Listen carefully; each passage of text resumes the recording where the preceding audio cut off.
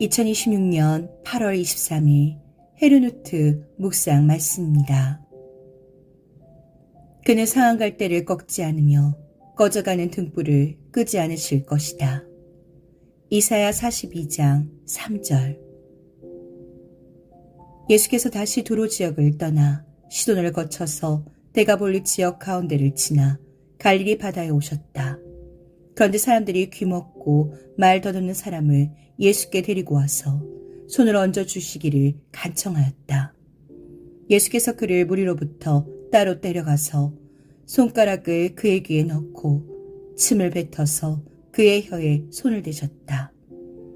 그리고 하늘을 우러러 보시고서 탄식하시고 그에게 말씀하시기를 에바다 하셨다. 그것은 열리라는 뜻이다. 그러자 곧 그의 귀가 열리고 혀가 풀려서 말을 똑바로 하였다.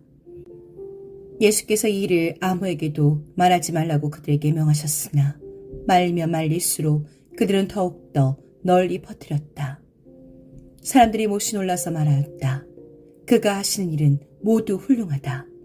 듣지 못하는 사람도 듣게 하시고 말 못하는 사람도 말하게 하신다. 마가복음 7장 31절에서 37절.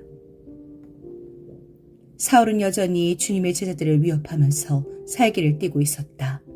그는 대제사에게 가서 다마스쿠스에 있는 여러 회당으로 보내는 편지를 써달라고 하였다. 그는 그 도를 믿는 사람은 남자나 여자나 가리지 않고 닥치는 대로 묶어서 예루살렘으로 끌고 오려는 것이었다. 사울이 길을 가다가 다마스쿠스 가까이에 이르렀을 때 갑자기 하늘에서 환한 빛이 그를 둘러 비추었다. 그는 땅에 엎어졌다. 그리고 그는 사울아, 사울아, 내가 왜 나를 핍박하느냐 하는 음성을 들었다. 그래서 그가 주님 누구십니까? 하고 물으니 나는 네가 핍박하는 예수다. 일어나서 성 안으로 들어가거라. 네가 해야 할 일을 일러줄 사람이 있을 것이다. 하는 음성이 들려왔다. 그와 동행하는 사람들은 소리는 들었으나 아무도 보이지는 않으므로 말을 못하고 멍하게 서 있었다. 사울은 땅에서 일어나서 눈을 떴으나 아무것도 볼 수가 없었다. 그래서 사람들이 그의 손을 끌고 다마스쿠스로 데리고 갔다. 그는 사흘 동안 앞을 보지 못하는 상태에서 먹지도 않고 마시지도 않았다. 그런데 다마스쿠스에는 아나니아라는 제자가 있었다. 주님께서 환상 가운데서 아나니아야 하고 부르시니 아나니아가 주님 여기 있습니다 하고 대답하였다. 주님께서 아나니아에게 말씀하셨다. 일어나서 곧은 길이라 부르는 거리로 가서 유다의 집에서 사울이라는 다소 사람을 찾아라. 그는 지금 기도하고 있다. 그는 환상 속에 아나니아라는 사람이 들어와서 자기에게 손을 얹어 시력을 회복시켜주는 것을 보았다. 아나니아가 대답하였다. 주님, 그가 예루살렘에서 주님의 성도들에게 얼마나 해를 끼쳤는지를 나는 많은 사람에게서 들었습니다. 그리고 그는 주님의 이름을 부르는 사람들을 잡아 갈 권한을 대제사장들에게서 받아가지고 여기에 와 있습니다. 주님께서 그에게 말씀하셨다. 가거라. 그는 내 이름을 이방 사람들과 임금들과 이스라엘 자손들 앞에 가지고 갈 내가 택한 내 그릇이다. 그가 내 이름을 위하여 얼마나 많은 고난을 받아야 할지를 내가 그에게 보여주려고 한다. 그래서 아나니아가 떠나서 그 집에 들어가 사울에게 손을 얹고 형제 사울이여 그대가 오는 도중에 그대에게 나타나신 주 예수께서 나를 보내셨소. 그것은 그대가 시력을 회복하고 성령으로 충만하게 되도록 하시려는 것이요 하고 말하였다. 곧 사울의 눈에서 비늘 같은 것이 떨어져 나가고 그는 시력을 회복하였다. 그리고 그는 일어나서 세례를 받고 음식을 먹고 힘을 얻었다. 사울은 며칠 동안 다마스쿠스에 있는 제자들과 함께 지냈다. 그런 다음에 그는 곧 여러 회당에서 예수가 하나님의 아들이심을 선포하였다. 사도행전 9장 1절에서 20절.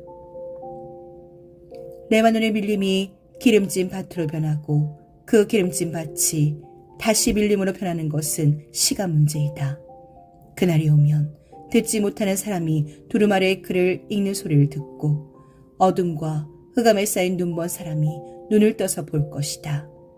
천한 사람들이 주님 안에서 더없이 기뻐하며 사람들 가운데 가난한 사람들이 이스라엘의 거룩하신 분 안에서 즐거워할 것이다. 포악한 자는 사라질 것이다. 비웃는 사람은 자취를 감출 것이다.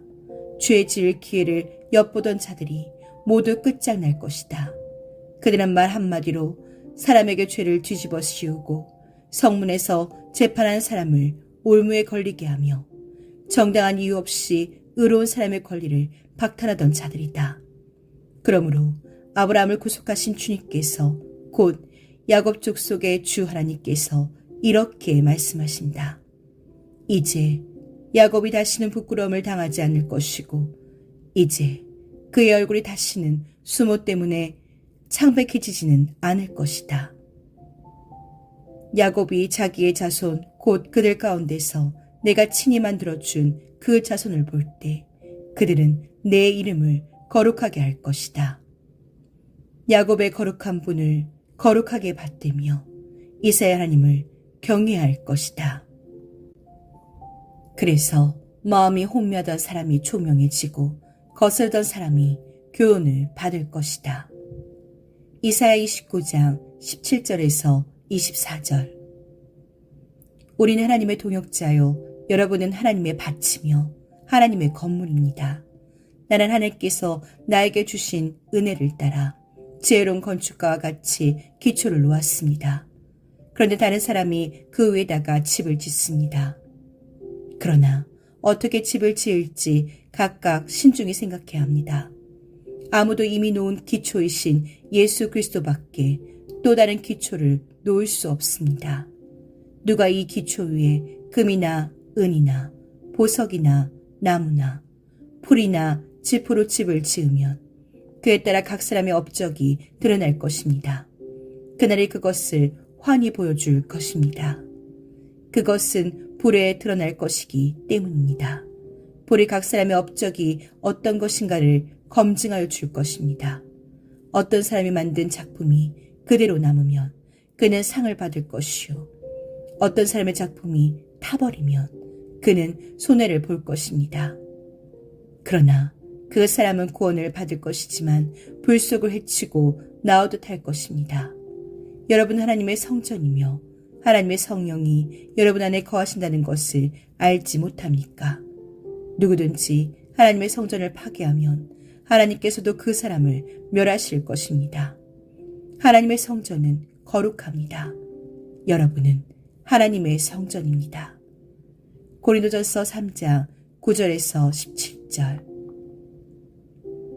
주님께서 손으로 몸소 나를 창조하시고 나를 세우셨으니 주님의 계명을 배울 수 있는 총명도 주십시오. 내가 주님의 말씀에 힘을 걸고 살아가기에 주님을 경외하는 사람들이 나를 보면 기뻐할 것입니다. 주님의 판단이 옳은 줄을 나는 압니다.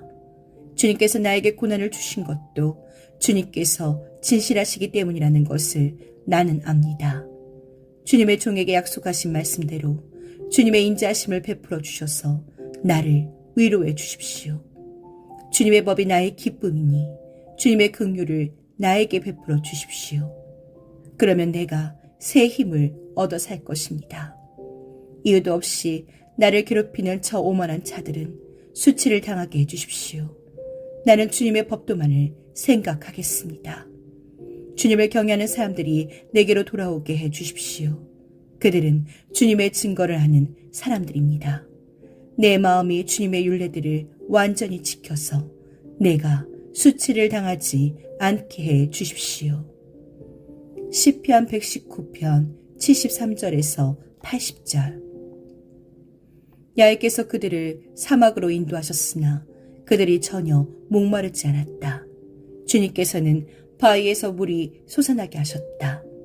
이사야 48장 21절.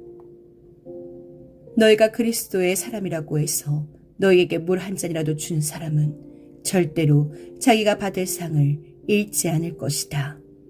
마가복음 9장 41절.